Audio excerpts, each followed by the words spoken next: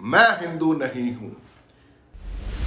संविधान ने कैटेगरी बनाई है, first general, second OBC, third SC.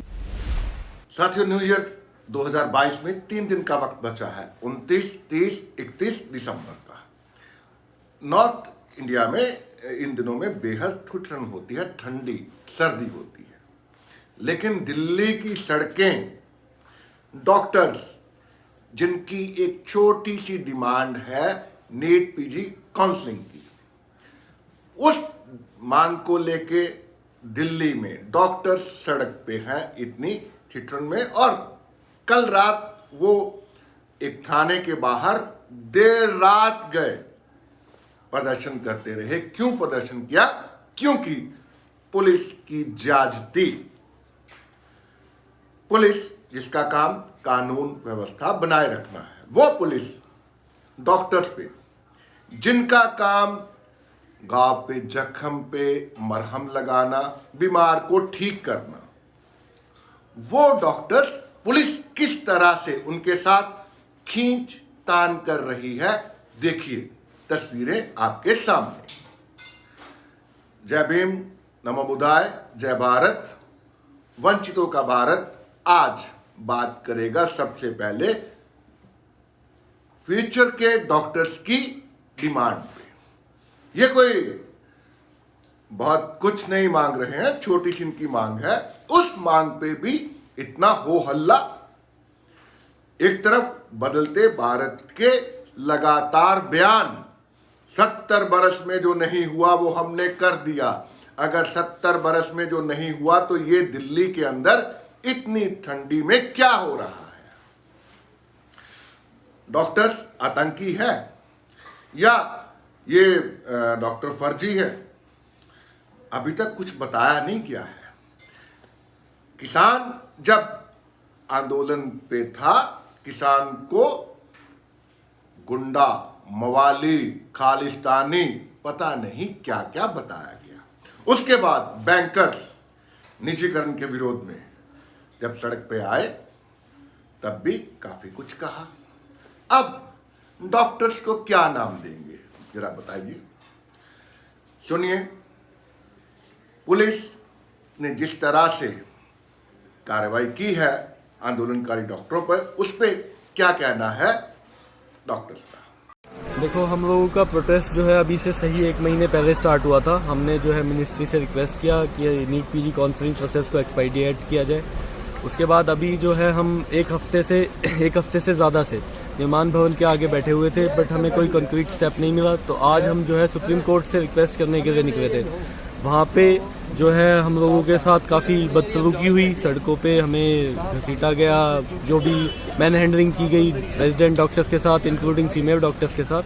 फिर उसके बाद जो है हमने सफदरजंग से यहाँ पे मार्च किया। जब हमें बीच में रास्ते में डिटेन करके सरोजनी नगर पुलिस स्टेशन पे डिटेन करके रखा गया 2500 डॉक्टर्स को। अभी हम लोगों ने आपस में डिसाइड किया और नाइट कर्फ्यू का ध्यान में रखते हुए कि हमने अपने सफदरजंग हॉस्पिटल को एपिसेंटर बना के हम अपना प्रोटेस्ट वहाँ से कंटिन्यू करेंगे और वहीं से हम अपनी डिमांड्स को कल क्या एम्स भी आपके साथ शामिल हो रहा है? हाँ जी, कल हमारे साथ एम्स भी शामिल हो रहा है। एम्स के डॉक्टर कल शामिल हो रहे हैं? हाँ जी। और हड़ताल कल कहाँ कहाँ होगी? सभी हॉस्पिटल। और दिल्ली के अलावा और कौन से स्टेट आपके साथ हैं? काफ़ी स्टेट से सपोर्ट मिल रहा है हमें। काफ़ी स्टेट से, महाराष्ट्र के, यूपी से, हरियाणा से, पंजाब से, जो है एमपी से, काफ़ी स्टेट से हमें सपोर्ट मिल रहा है। और उनकी जो भी रिप्रेजेंटेशन हैं वो मतलब अभी पीछे नहीं हटेंगे, लड़ते रहेंगे, कोई रास्ता ही नहीं बचा है। साथियों, कुशासन, गलत नहीं कहा मैंने, कुशासन इसलिए कि वो सुशासन की बात करते हैं, लेकिन सुशासन में किस तरह का कुशासन बता रहा है वैशाली। एक वंचित बच्ची जिसको किडनैप किया गया, और जब किडनैपर्स के पास बच्ची की मां पहुंची तो बोला 2 दिन में बच्ची को वापस आपके पास भेज देंगे। हुआ क्या? डेड बॉडी मिली बच्ची की, और आशंका है रेप करने की, ग्रुप रेप। पुलिस घटना के तीसरे दिन खाली हाथ बैठी हुई है। ये है, क्या कहेंगे, सुशासन या कुशासन। बच्ची को जस्टिस दिलाने के लिए वैशाली में सड़कों पे बच्चे उतरे हैं। लेकिन पुलिस कुछ नहीं कर पा रही। क्यों नहीं कर पा रही? साथियों, इसी के साथ बात यूपी की।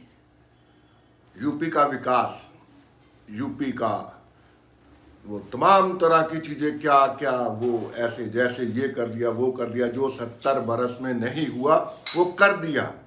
उसके बावजूद यूपी में सहायक टीचर फिर सड़क पे आ गए हैं। लास्ट वीक बातचीत की थी सरकार ने और आज भी बातचीत हो रही है। जो लास्ट वीक बात हुई थी, पिछले सप्ताह जो बात हुई थी, उसका रिजल्ट 0। आज जो बात चल रही है उसका रिजल्ट न जाने क्या निकलेगा। आगाज अच्छा है, अंजाम कौन जाने। ये एक बदलते भारत की नई तस्वीर। और आंदोलनकारियों का कहना है कि जब तक हमें आरक्षण के 19,000 नौकरियां नहीं दी जाती, आरक्षित नौकरियां, तब तक आंदोलन जारी रहेगा। साथियों, इसी के साथ बात एक ऐसे मुद्दे की, एक इतने बड़े मुद्दे की जो आपको बहुत कुछ सोचने पे मजबूर कर देगा। यह मुद्दा है, क्या भारत का प्रत्येक नागरिक, भारत का हर एक सिविलियन हिंदू है? मैं हिंदू नहीं हूं। संविधान ने कैटेगरी बनाई है, first general, second OBC, third SC ST. फिर मैं हिंदू कैसे? देश संविधान से चलता है। और आरएसएस किस मुंह से कह रहा है कि भारत का हर एक civilian, every civilian in India are Hindu? नहीं, मैं हिंदू नहीं हूं और बहुजनी हिंदू नहीं हो सकते। हमारा सिस्टम अलग, उनका सिस्टम अलग। आरएसएस ने मेरठ में संडे को एक फंक्शन किया, बहुत बड़े उसमें तादाद में लोग वहां पे इकट्ठा हुए और मोहन भागवत ने, जो चीफ हैं आरएसएस के, उन्होंने वहां पे क्या कहा, पहले आपको ये सुनवाते हैं। और जो भारतीय पूर्वजों का वंशज है वो हिंदू है। हमारे देश में लोग हैं जो हिंदू है लेकिन जानते नहीं वो हिंदू है। अपने आप को हिंदू कहने वाले अगर ऐसे गुण संपन्न हो जाएंगे, उत्कृष्ट जीवन का एक आदर्श इस देश में खड़ा करेंगे, व्यक्तिगत जीवन, पारिवारिक जीवन, सामाजिक जीवन, आजीविका का काम, एक उत्तम समाज जीवन हमारा बन जाएगा, संगठित समाज जीवन बन जाएगा, सामर्थ्य संपन्न, शक्ति संपन्न जीवन बन जाएगा, तो उनको भी याद आएगा और कुछ करना नहीं पड़ेगा। सुना आपने साथियों, किस तरह हमें बरगलाने की कोशिश हो रही है। हमें हिंदू बताया जा रहा है, लेकिन वैशाली में जिस बच्ची के साथ वारदात की गई, उस बच्ची का दर्द, ये जो अपने आप को सभी को हिंदू बता रहे हैं, इनके कान उस चीख को, उस चित्कार को नहीं सुन सकते। क्यों? क्योंकि ये भेदभाव है। संविधान के नाम पे राजनीति करने वाले लोग इस तरह का भेदभाव करते हैं जो हमें हिंदू बताते हैं। इसलिए मैं बार बार कह रहा हूं, मैं हिंदू नहीं हूं। I am SC, I am Indian, I am proud to be an Indian and I am proud to be an SC. इस बड़े मुद्दे पे खास बात करते हैं। निराला गोरखपुर में रहते हैं और एससी समाज सेवी हैं, समाज सुधारक हैं, चिंतक हैं। श्रवण निराला। श्रवण जी, मेरा सबसे पहला और सीधा सवाल आपसे ये है कि हम जो एससी हैं वो कभी हिंदू हो सकते हैं? जो एससी हैं आज के डेट में जी, और जो हिंदू बनाने की बात कही जा रही है, हिंदू व्यवस्था में ही इनको जब अछूत बना के रखा गया, इनको छू नहीं सकते थे, हिंदू कैसे हो जाएंगे? हिंदू नहीं है। जो एससी एसटी के लोग हैं हिंदू नहीं है, हिंदू धर्म के हिसाब से ही नहीं है जी। तो फिर हमें ये क्यों बार बार कहा जा रहा है कि भारत का रहने वाला प्रत्येक जो है भारतीय वो हिंदू है? जो लोग ये बात कह रहे हैं कि भारत का रहने वाला हर व्यक्ति हिंदू है, वो डरे हुए लोग हैं। क्योंकि जब बाबा साहब डॉक्टर अंबेडकर के संविधान के माध्यम से जो समाज का गरीब तबका, जो वंचित तबका था, अब वो शिक्षा लेने का उसको मौका मिला, वो जागरूक हो गया। जी और जागरूक हो गया तो अपने इतिहास को भी जानने लगा। जी जिस व्यवस्था, जो हिंदूवादी व्यवस्था थी, उस व्यवस्था में उसको मंदिर जाने का हक नहीं, उसको रास्ते चलने का हक नहीं, उसको पानी पीने का हक नहीं, सड़क पे चलने का हक नहीं, सार्वजनिक जगहों पे जाने का हक नहीं। जी तो जी जी आज वो जो समाज है, जो आज दलित कहा जा रहा है, अनुसूचित जाति कहा जा रहा है, जो संवैधानिक रूप से, तो वो ये बात समझने लगा है कि अगर हम हिंदू होते तो हम जैसे सारे लोग सड़क पे चल रहे थे, हम भी चल सकते थे। उस समय हमें कमर में झाड़ू बांधने की क्या जरूरत थी? जैसे सारे लोग पढ़ लिख सकते थे, हम भी पढ़ सकते थे। तो वो ये बात समझ चुके हैं कि हम उस हिंदूवादी व्यवस्था के अंग नहीं है। हम तो सर, अगर हम हिंदूवादी व्यवस्था के अंग नहीं है तो फिर आरएसएस हमें बार बार क्यों ये कह रहा है कि हम सब हिंदू हैं? मैं तो हिंदू नहीं हूँ। क्या आप हिंदू हैं? क्योंकि आरएसएस ये बात इसलिए बार बार कह रहा है कि आरएसएस भी इस बात को समझ रहा है कि हमने अब तक लोगों को ढोंग, आडंबर और अंधविश्वास, भाग्य, भगवान का डर दिखा करके अपने झंडे के नीचे रखा है। अब लोग भाग्य और भगवान और अंधविश्वास के चक्कर में नहीं, वो संविधान को समझने लगे हैं, डॉक्टर अम्बेडकर को समझने लगे हैं, इसलिए इस व्यवस्था का बहिष्कार कर रहे हैं। और हम बिल्कुल ये बात क्लियर कट बोल रहे हैं कि हम हिंदू नहीं हैं। अगर हिंदू होते तो हम तुम्हारे जैसा पहले से होते। इसलिए वो डरे हुए लोग हैं, वो बार बार ये कहने की कोशिश कर रहे हैं, जताने की कोशिश कर रहे हैं कि कहीं ऐसा ना हो कि सारे लोग हमको छोड़ दें, फिर हम अकेले पड़ जाएं। निराला जी, अगर वो डरे हुए होते तो आज जो वंचितों पे जिस तरह से अत्याचार हो रहे हैं, जिस तरह से हमले हो रहे हैं, क्या वो होते अगर वो डरे हुए होते? तो वो छल से और उन्होंने साजिश से और उन्होंने बेईमानी करके देश की संपदा, संसाधन उस पर कब्जा कर रखा। अभी भी पूरे सिस्टम पे उनका कब्जा है, और जो कब्जा है वो बिल्कुल भ्रम फैला करके और झूठ बोल करके, बेईमानी करके किया गया है। तो अभी साधन संपन्नता की जहाँ तक बात है, और प्रॉपर्टी आप देखेंगे ज्यादा से ज्यादा जमीनों के मालिक वो है। अभी ज्यादा बिजनेस, व्यापार, उद्योग, हर पे उनका कब्जा। आर्थिक रूप से बहुत सुदृढ़ है। आर्थिक रूप से सुदृढ़ होना ही उनका जो जुर्म करने का, उनका जो लोगों पे अत्याचार करने का जो मनोबल है, ये वहाँ से मिल रहा है कि वो आर्थिक रूप से संपन्न है और धन संपदा, प्रॉपर्टी, जमीन से संपन्न है। जो बहुसंख्यक समाज है, जो अनुसूचित जाति के लोग हैं, आज भी, क्योंकि आज आजादी के 74 साल बीत जाने के बाद भी जो आरक्षण मिला, तो आरक्षण प्रतिनिधित्व का सवाल है। इसको थोड़ा सा क्लियर करें। आप कह रहे हैं कि वो बहुसंख्यक है। अगर वो बहुसंख्यक है, वो बहुसंख्यक नहीं है। मैं उनको बहुसंख्यक नहीं कह सर, थोड़ा इससे क्लियर हो आप। मैं उनको बहुसंख्यक नहीं कह रहा हूँ, उनको आर्थिक रूप से संपन्न कर रहा हूँ। बहुसंख्यक समाज तो वो है जो तमाम सुविधाओं से वंचित, जिसको आज अनुसूचित जाति कहा जाता है, जिसको आज पिछड़ा कहा जाता है, जिसको दलित कहा जा रहा है, ये बहुसंख्यक है। लेकिन साजिश के तहत इसको तमाम सुविधाओं से, संसाधनों से वंचित किया गया, और देश के संसाधनों पे वो जो बहुत कम संख्या में लोग हैं, उन्होंने काबिज वो कब्जा कर रखे हैं। और वो आर्थिक रूप से सुदृढ़ है, जमीनों से सुदृढ़ है, इसलिए उनको वहाँ से ताकत मिलती है, वो जुर्म करते हैं। मतलब बात बढ़ाना भैया, सबसे अहम रुपया। तो रुपए वाले जो लोग हैं वही कहर डा रहे हैं वंचितों पे।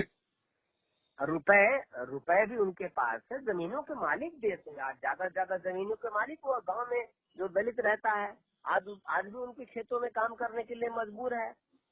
तो ऐसे में जब वो काम करने के लिए मजबूर है, जमीन नहीं है हमारे पास, तो वो हर मामले में संपन्न है। व्यापार उनका, उद्योग उनका, आप देख रहे हैं पत्रकारिता पूरी उनकी, आप देख रहे हैं कि जमीनें ज्यादातर उनकी। तो सब कुछ तो आर्थिक रूप से संसाधनों के मामले में बहुत संपन्न है, और इसलिए वो अत्याचार करने के लिए उनका मनोबल हाई है। हमारा आदमी कोर्ट कचहरी में जाने से डरता है और उनके यहाँ कोर्ट कचहरी कोई रूटीन का मैटर है। तो निराला जी, ऐसे में सवाल ये है कि हम लोग एक तो ये है कि जब से ये मध्यकाल के बाद, मध्यकाल में हमारे जो संत थे, संत कबीर, मध्यकाल में हमारे संत थे रविदास संत, तो उन्होंने तो इनका जबरदस्त विरोध किया था और हम लोग फिर भी आज भी विरोध कर रहे हैं। सवाल ये है कि कब तक विरोध चलता रहेगा, बहुजनी ताकत कब सामने आएगी? ये देखिए, ये जैसे डॉक्टर अंबेडकर ने हमें जो कहा, संघर्ष का एक नारा दिया, एक संघर्ष का हमें पैगाम दिया कि हमें संघर्ष करना है। संघर्ष का मतलब एक दिन का संघर्ष नहीं है, संघर्ष का मतलब निरंतर संघर्ष करना है हमें। और ये संघर्ष सदियों से चला आ रहा है, आज भी है और आगे अभी चलेगा। अभी इसकी सीमा नहीं कोई निर्धारित कर सकता है कि कितने दिन तक चलेगा। जब तक, क्योंकि ऐसा हो रहा है कि जब तक सरकारें और सरकार के अलावा जो हमारी लीडरशिप है, हमारी लीडरशिप खुद आज के डेट में जो जिम्मेदारी है, अपनी जिम्मेदारियों पे काम नहीं कर पा रही है। क्या है, हम कल भी गुलाम थे और आज भी गुलाम है, सिर्फ मालिक बदला है। जी, तो निराला साहब ऐसा है, मैं ये आपसे समझना चाहता हूँ, आपने कहा है कि हमारी लीडरशिप जो है वो कमजोर है, ठीक है। अभी आज की तारीख में माननीय काशीराम के बाद कौन लीडर पे, हम किस लीडर पे भरोसा कर सकते हैं कि कौन हमें कमांड कर सकता है? माननीय कांशीराम साहब के बाद मानवर कांशीराम साहब जैसा लीडर चाहिए सर, ठीक है जी। आज के डेट में कोई ऐसा लीडर नहीं है जिसके ऊपर आप कॉन्फिडेंस के साथ विश्वास करते हो कि आज के लीडर तो वो हैं। अरुण जेटली के पैरों तले अरुण जेटली मर जाते हैं तो उनके पैरों के आगे जाकर खड़ा हो जाते हैं और अपना श्रद्धा देते हैं, लेकिन हाथरस की बेटी मर जाती है तो उसके घर झांकने नहीं जाते, जिसको हमने ठेका दे रखा है। लीडरशिप नहीं है, इसीलिए तो वंचित कमजोर है ना, इसीलिए तो वंचित है। सोनभद्र में सैकड़ों दलित आदिवासियों को गोलियों से भून दिया जाता है, जिसको हमने ठेका दे रखा है, जिसको हम कहते हैं बड़ा नेता आप मान रहे हैं, चाहे लोग बोलते हैं। वो सोनभद्र में सैकड़ों दलित आदिवासियों को गोलियों से भून दिया जाता है, झांकने नहीं जाते हैं, ठीक है सर जी। तो मानवर कांशीराम साहब जैसा लीडर जब होगा तब जाके हम कह सकेंगे कि बाबा साहब के बाद मानवर साहब जैसा लीडर जब होगा तब जाके कह सकते हैं कि हमें मजबूत लीडरशिप मिल चुकी है, ठीक है। लेकिन निराला साहब हमें मजबूत लीडर कब तक मिल सकता है?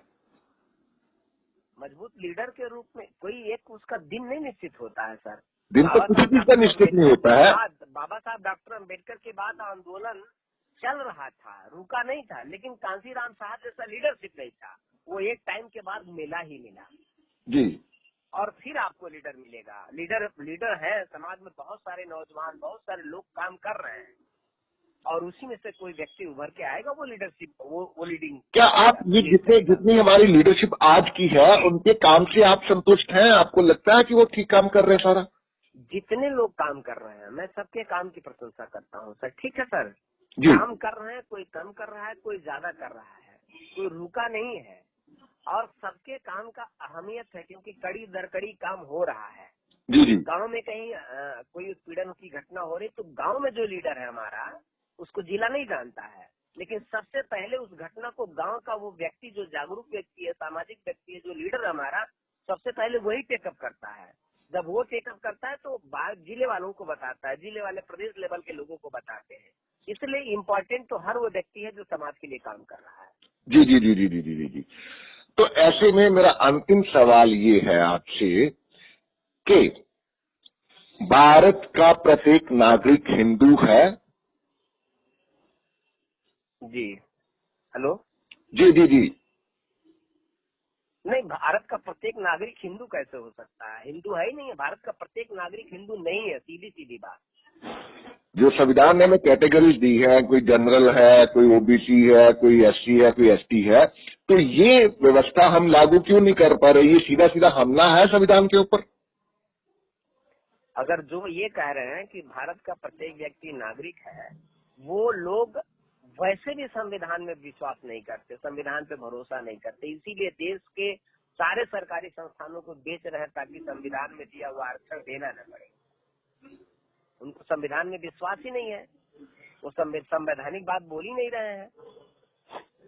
चलिए, बहुत बहुत शुक्रिया आपका, आपने बेहद कीमती वक्त दिया। धन्यवाद। जी जी, जय भीम, जय भीम सर। जय भीम, जय भारत, जय भीम। साथियों, आज के लिए इतना ही।